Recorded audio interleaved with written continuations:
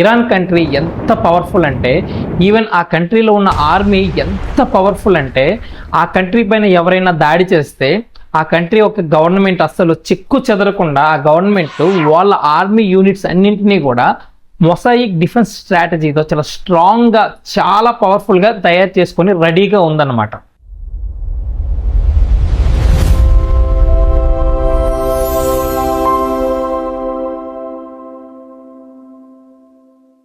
For example ఇప్పుడు ఏదైనా country పైన దాడి జరిగి ఆ కంట్రీలో ఉన్నటువంటి హయ్యర్ అఫీసర్స్ని చంపేస్తే ఏమవుద్ది, ఆ కంట్రీ ఆటోమేటిక్గా చెల్లా చెదిరైపోద్ది, అక్కడ ఉన్నటువంటి గవర్నమెంట్ ఒక్కసారిగా కొలాప్స్ అయిపోద్ది. బట్ ఇరాన్ విషయంకి వస్తే ఇది ఇంపాసిబుల్. ఎందుకంటే ఆ కంట్రీలో ఉన్నటువంటి ఆర్మీని ద పవర్ఫుల్ అయినటువంటి మొసాయిక్ డిఫెన్స్ స్ట్రాటజీతో ఫాలో అయ్యి చాలా స్ట్రిక్ట్గా చాలా స్ట్రాంగ్గా తయారు చేసుకుందనమాట ఇరాన్ తన కంట్రీ యొక్క ఆర్మీని. మొసాయిక్ డిఫెన్స్ అనేది ఇరాన్ సైన్యం యొక్క రక్షణ వ్యూహం. సో ఇక్కడ పవర్స్ అన్ని ఒక్కరి చేతుల్లో ఉండవు. సో ఎందుకంటే ఇరాన్ది సెంట్రలైజ్డ్ సిస్టమ్ కాదు, డీసెంట్రలైజ్డ్ సిస్టమ్. సో ఇరాన్ ఏం చేసింది, వాళ్ళ ఆర్మీ యూనిట్స్ అన్నింటినీ కలిపి మొత్తంగా 31 ప్రావిన్షియల్ కమాండ్స్గా డివైడ్ చేసింది. సో ప్రతి ఒక్క ప్రాంతానికి ప్రతి ఒక్క ప్రావిన్స్కి కూడా ఇండివిజువల్ ఆర్మీ యూనిట్స్ని అలోకేట్ చేసి ఇండివిజువల్గా వాళ్ళు డెసిషన్ తీసుకునే రైట్స్ని వాళ్ళకి ప్రొవైడ్ చేసింది. సో ఇప్పుడు ప్రతి రాష్ట్రం వాళ్ళు కూడా సపరేట్ ఆర్మీ యూనిట్ ఉంటుంది. సో వాళ్ళకు సపరేట్గా ఇండివిజువల్గా అటాక్ చేయొచ్చు. సో వాళ్ళకి ఇండివిజువాలిటీ ప్రొవైడ్ చేసింది. సో ప్రతి ప్రావిన్స్కి అంటే ప్రతి రాష్ట్రానికి కూడా ఒక స్పెషలైజ్డ్ ఆర్మీ యూనిట్ ఇరాన్ వాళ్ళకి అలోకేట్ చేసింది. అండ్ వాళ్ళకంటూ సపరేట్గా కొన్ని వెపన్స్ని, వాళ్ళకంటూ సపరేట్గా వాళ్ళు ఇండివిజువల్గా డెసిషన్స్ తీసుకునే రైట్స్ని ఆ ఇరాన్ గవర్నమెంట్ ఆర్మీకి అలోకేట్ చేసింది.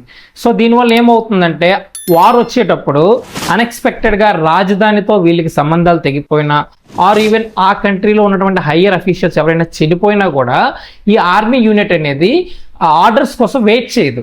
సో వీళ్ళు ఇండివిజువల్గా ఇమ్మీడియట్గా వార్ని కంటిన్యూ చేస్తారు, అసలు వార్ ఆగదు.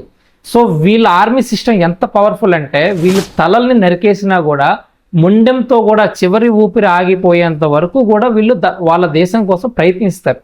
సో చాలా కంట్రీలో ఈ సిస్టమ్ ఉండదు. అందుకే వార్ జరిగేటప్పుడు ఆటోమేటిక్గా ఆ కంట్రీలో ఉన్నటువంటి గవర్నమెంట్ ఒక్కసారిగా కొలాప్స్ అయిపోద్ది. కానీ నాకేమనిపించిందంటే ఇరాన్ ఫాలో అవుతున్న ఈ మొసాయిక్ డిఫెన్స్ స్ట్రాటజీ మన లైఫ్లో కూడా చాలా బలంగా ఇంప్లిమెంట్ చేయొచ్చు. ఎందుకంటే మనం చాలా వరకు ఏం చేస్తామంటే ఒక పర్సన్ పైన కానీ లేదంటే ఒక రిలేషన్షిప్ పైన ఆర్ ఈవెన్ మనం ఏదైనా జాబ్ చేయొచ్చు, లేదంటే ఒక బిజినెస్ చేయొచ్చు, లేదంటే మనం ఎంతగానో వెయిట్ చేస్తున్న అవకాశం కావచ్చు, వీటిపైన మనం డిపెండ్ అవుతాం. సో ఆల్ ఆఫ్ సడన్గా ఒక్కసారిగా అవన్నీ ఆపోజిట్ తిరగబడిపోతే మన పరిస్థితి ఎలా ఉంటుంది? ఫర్ ఎగ్జాంపుల్ మనం బలంగా నమ్మినటువంటి మన రిలేషన్షిప్ ఒకసారి కొలాప్స్ అయిపోతే మనం కృంగిపోయి అక్కడే ఆగిపోకూడదు. మనకంటూ ఒక ఇండివిజువాలిటీ ఉండాలి. సో మన లైఫ్ కోసం మన సొంతంగా డెసిషన్స్ తీసుకునే పవర్ మనకు ఉండాలి. లేదంటే మనం ఏదైనా ఒక పర్సన్ని బలంగా నమ్మి అతను మనకి మోసం చేస్తే మనం అక్కడితో బాధపడి మన లైఫ్ ఇంకా లేదు అని అక్కడితో మనం స్టాప్ అవ్వకూడదు. మనం స్ట్రాంగ్గా నిలబడి మన లైఫ్ని మనం ముందుకు తీసుకువెళ్ళాలి. లేదంటే మనం ఏదైనా ఒక జాబ్ చేస్తున్నప్పుడు అదే మన ఫ్యూచర్ అని ఫిక్స్ అవ్వకూడదు.